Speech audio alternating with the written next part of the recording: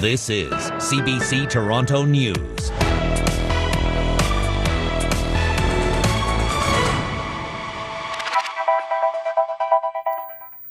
Hi everyone, welcome to CBC News Live at 5.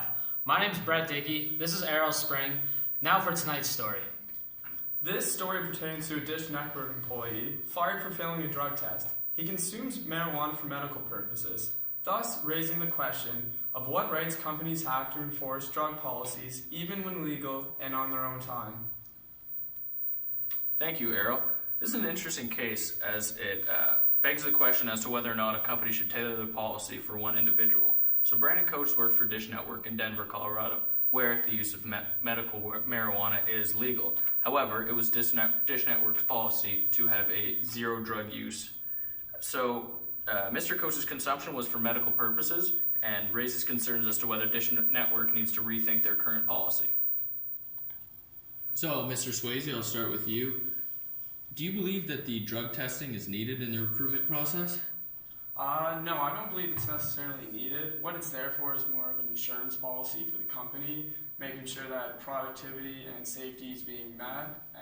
However, the issue here is that not all drugs show up fairly on the drug test, and as well, marijuana is a legal substance in certain states. All right, so what implications would you see in regards to the state allowing companies to create their own drug policies, especially in those states where marijuana is legal? The biggest issue I see here is that employees will feel as though their privacy is being taken from them in the sense that what they do on their own time is their own business. However, as a company, we have to make sure productivity is being met. As well, another issue that arises is that employees will be deterred from maybe coming to certain companies that have policies in place against drug use. Okay, so are you familiar with the Brandon Coates case? Yes, I am. So, in regards to this former Dish Network employee, Brandon Coates, was this case, in your opinion, handled properly? And if not, what would you have done differently? No, I don't think he was treated fairly. I think there was many options that could have been taken, more progressive discipline. For instance, in the state of Maine, an employee cannot be fired after one failed drug test, and after such, they're usually given some sort of rehab center to attend. Okay, so Mr. Coates, I'll move on to yourself. So could you please explain the current situation that you find yourself in regards to the termination of your job at Dish Network?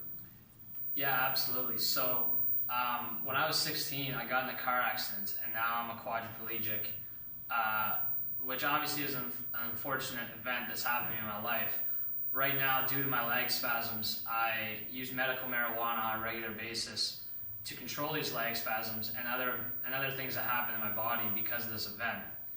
I loved working at Dish Network, but for them to fire me because of this, it really hurts. So, do you feel that you were treated fairly in this case, knowing that so many other employees find themselves using other forms of medication to treat medical issues? I don't think I was, just because I felt like I wasn't doing anything wrong within the state.